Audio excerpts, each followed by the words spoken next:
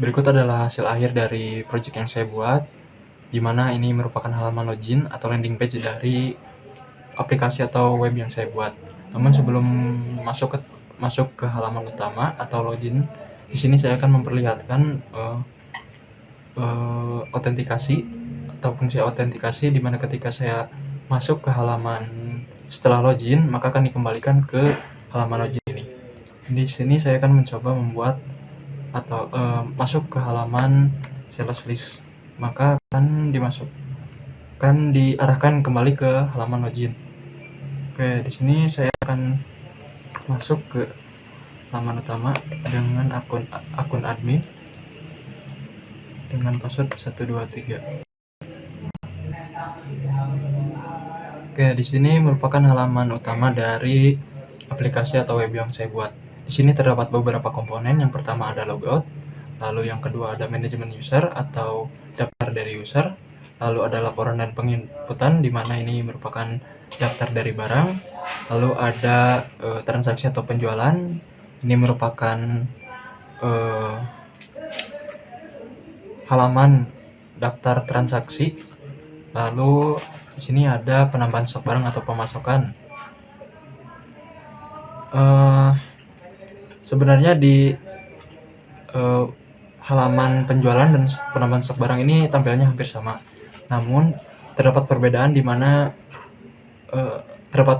di fungsinya, di mana ketika saya menjalankan penjualan ini, maka kuantiti dari barang ini akan berkurang. Namun ketika saya menjalankan fungsi dari pemasokan ini, maka yang di bank ini di barang ini akan salah. Namun sebelum ke halaman manajemen atau data user. Nah, ini merupakan halaman user list atau manajemen user, dimana di sini terdapat beberapa komponen juga. Di sini ada tambah user baru, lalu ada pencarian, lalu ada penampilan data akun atau user, baik menampilkan dengan grid atau list seperti ini.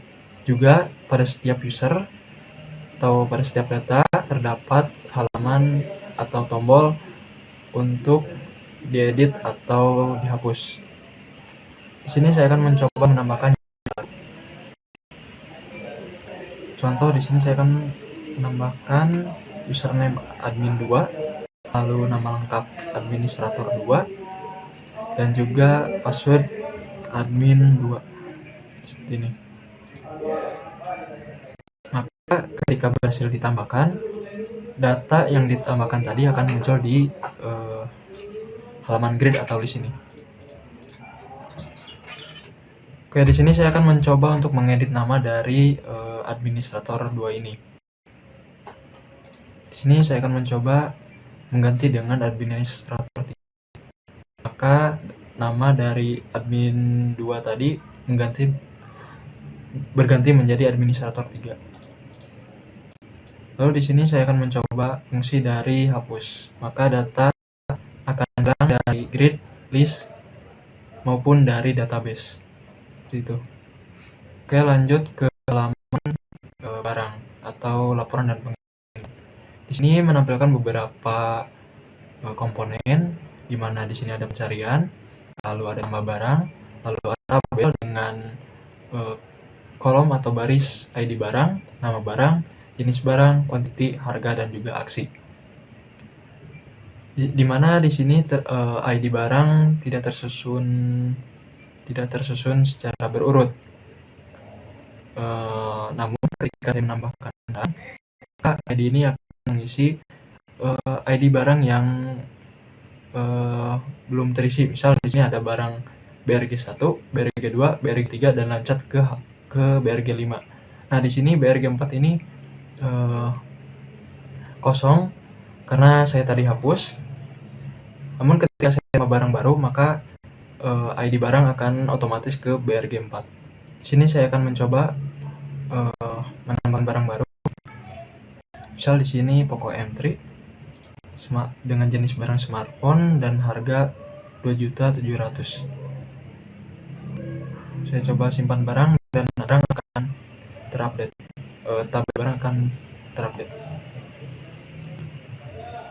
Sini ID barang tadi yang BRG 4 sudah terisi. Itu. Lalu di sini juga terdapat aksi, tombol aksi di mana ada edit dan juga hapus. Untuk edit ini saya bisa mengedit atau memperbarui data barang, baik nama barang ataupun harga. Misal di sini contoh, saya akan mengedit nama barang dari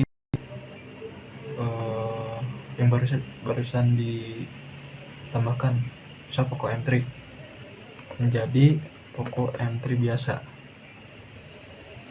dengan harga 2.300.000. Maka tabel barang akan terupdate. Kita coba refresh, maka data terupdate. Lalu di sini ada tombol aksi hapus. Ini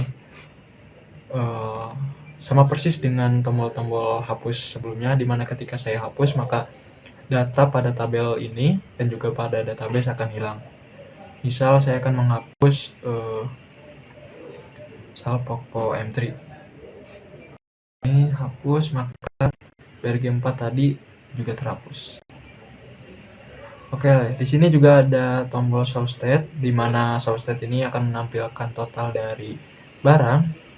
Ada 5 barang, lalu juga rata-rata dari harga barang.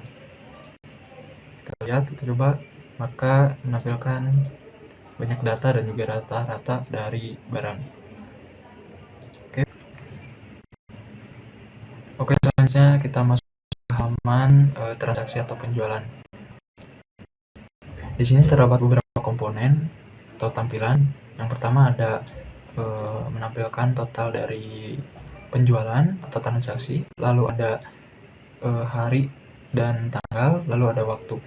Juga terdapat tombol transaksi baru, cari, dan juga tabel dengan kolom sales ID, role, dan juga action. Oke, seperti yang dijelaskan sebelumnya, dimana ketika saya menjalankan fungsi halaman transaksi ini, maka barang yang ada di barang ini akan berkurang. Misal di sini Asus terdapat 7 barang. Kita coba sini transaksi baru, barang 2 dengan kuantiti 3. Oke, tambah lagi misal di barang 5 dengan 1. Oke, ID transaksi ini, data transaksi ini akan muncul di halaman daftar atau list dari transaksi. Di sini ID-nya adalah 25072122224361. Kita lihat, maka data akan muncul. Juga quantity yang ada di barang akan berkurang. Barang berkurang, barang 2 Asus A416J berkurang menjadi 4. Oke. Lalu di halaman penjualan ini juga terdapat aksinya, tombol aksinya standar, yakni detail dan juga delete, dimana ketika menekan tombol detail maka akan masuk ke halaman detail. Di halaman detail ini terdapat beberapa tampilan atau komponen, yakni menampilkan total item, lalu banyaknya barang, lalu harga total dari semua barang. Lalu terdapat komponen pencarian dan juga tabel dengan ID, barang ID, nama barang, quantity, harga, dan juga total. Untuk total ini saya menggunakan tombol di mana memanfaatkan API. Oke, saya contoh di sini akan menekan total, maka akan tampil total dari harga barang. Juga di sini terdapat cetak PDF, di mana ketika saya menekan tombol ini maka akan mendownload PDF atau invoice sini. Lalu kita open, dan data dari PDF ini akan sesuai dengan yang ada pada halaman detail ini. Seperti itu. Lalu selanjutnya di sini ada tombol delete, di mana sama seperti tombol delete lainnya, ketika di delete maka data pada tabel ini dan pada database akan terhapus seperti ini. Oke, selanjutnya ke halaman pemasukan atau penambahan stok barang, di mana di sini terdapat beberapa komponen. Yang pertama ada tambah stok baru, lalu ada tombol pencarian, lalu penampilan total dari data barang, dan juga data barang itu sendiri, list barang dengan menampilkan dengan card atau kartu. Lalu juga terdapat detail dan hapus, sama seperti pada sales standar.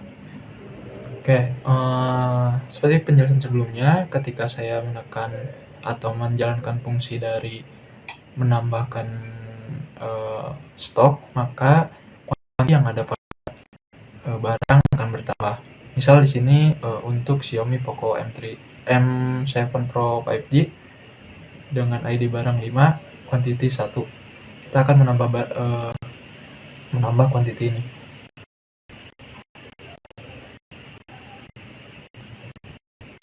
Contoh, kita tambah barang, tambah stok, sini barang ke 5 dengan quantity 3 atau 5 item, maka di